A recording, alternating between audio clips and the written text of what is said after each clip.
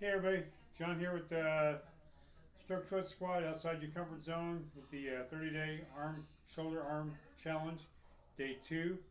I was talking yesterday about the stretching using the wall, so I thought I'd start the video here by the wall. So if you have, what you do is get your arm up to the side, do the, I'm going to turn my back to you, which I hate to do, but I can't. I'll try to talk a little loud, make sure you hear me. If you have to grab your hand, put your arm here on the wall, like the football goal, and you want to turn your body. I have to take short steps, turn my body, stretch this pec out and stretch to the shoulder. So push through the wall, let your arms stay behind you. Usually do that stretch for about 20 seconds or so. Then what you can do is standing in front of the wall, you get your arm up high enough, step into the wall with your arm straight up. This will stretch the tricep back here to your lower extremity and your ribs.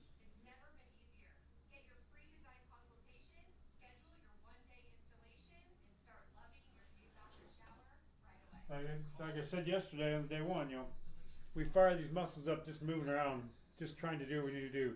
So we need to relax these muscles, find a way to stretch them out, and know the difference between actual pain from a nerve being pinched or a discomfort feel from stretching a muscle or stretching a tendons.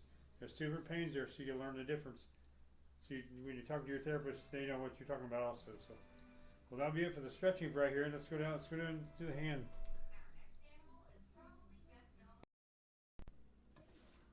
There you are. Now back at the table again. Again, we'll put a towel down here. Use a red one so you can see my hand a little better. Hands down here. We get over here. Get lean on the elbow a little bit. Put towel on the elbow. Make sure I'm not hurting the elbow any. Like I said, leaning on the couch in a chair or whatever. Lean over. Just let the hand relax. And here I'm gonna pull these fingers out. Just try to get the hand to relax.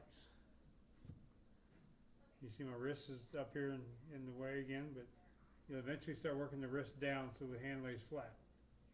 You just want so I put pressure on my elbow to try to relax the hand, take the weight off the hand.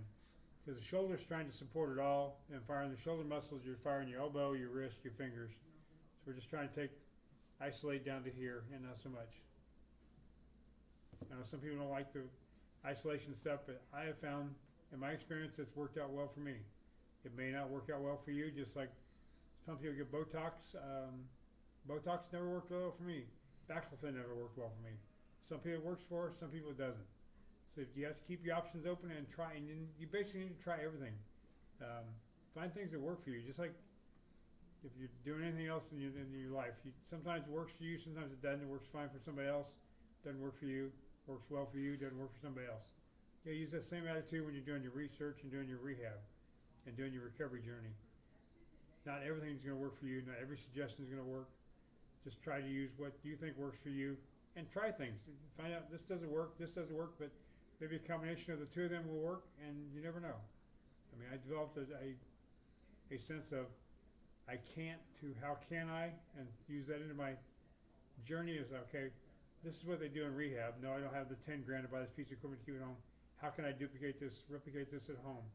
And figure a way to replicate it at home and do it at home. So, and the whole time I'm talking to you, I'm gonna keep my hand pushed down right here. Get my fingers pushed down. Try to relax a little more. They want to spring back up. Those tendons are still tight. If I raise the hand up, the fingers they'll stay out there a little better. I try not to stretch your fingers too much. You want to get the tendon stretched, which is through the underside of the wrist and the lower part of the arm, the forearm. This muscle right through here is what activates your fingers. I always try to warm my hand up a lot of times, but then I realized this is where your fingers and your hands your fingers actually work from, is in your forearm. So when you're stretching, you should be feeling some stretching to the lower wrist, bottom side of the wrist, and to the forearm area. I grab the fingers so I have them all in one hand. Some people can do that, some people can't. I've had there's student therapists that can't do that. Their hands are just too small. My hands aren't that big, but they just can't get through them well. Sometimes they have to use both hands. So you do the best you can. If you have somebody to work with you, a caretaker, family member, spouse, somebody who's help work with you, that's wonderful. I'm just trying to show you stuff to do by yourself. See, I can get these to lay out here a little bit. And at the same time, I try to use this book over here, if it'll let me do it. And get back under here and get these fingers laid out flat. Yep. So they get some weight on them. They don't want to lay flat right now. They're standing there once they curl, they activated the shoulder after I got it relaxed. So lay here a few more minutes like this and things might work out a little better. Then I said you can work your way up. This usually works the best in stretching things out, which would be to put your towel down, get your fingers to lay out, press down your fingers, and then push down with your wrist. Push down with your forearm. I'm still fighting to get my thumb out. My thumb is still tucked in there. If I can see that, you see right here, the thumb is still tucked in there. I'm more worried about trying to get these fingers to relax right now. And if I get enough weight bearing in here, you do this for a couple minutes, you probably pull your hand up off there and they'll stay put. They're not staying put yet, but you sit there and put weight down in this hand and you're sending the message back to your brain like, this is what you want to do. You don't want to be crunching your hand up. Brain, stop doing that.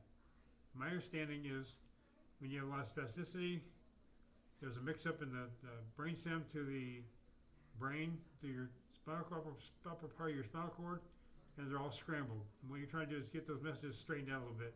So when you're doing this, you're sending messages, sending the impulses back to your brain like, this is what I want you to do. I don't want to do something else, so quit trying to tell me to do something different. I'm going to tell you what to do on this one. So you're sending the impulses back to your brain.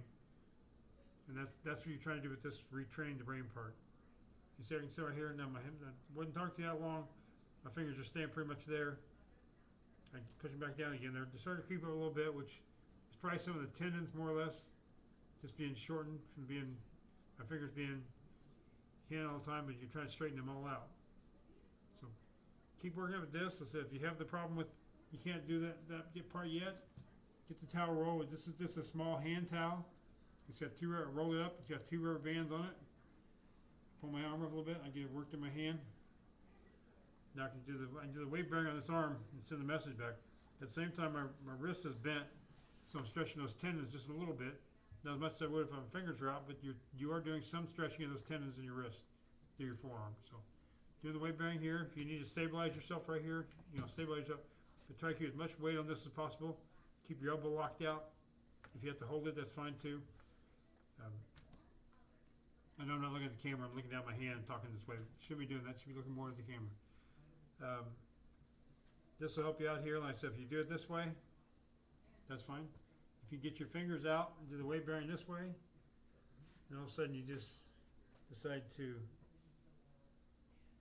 get my chair up a little bit, get the hand to relax down here, and then sit down. You have moved your hand, so you have the elbow up here, and you see my fingers are staying pretty flat, trying to help them down a little bit. The tendons are wanting to pop up a little, you get a little pop feeling.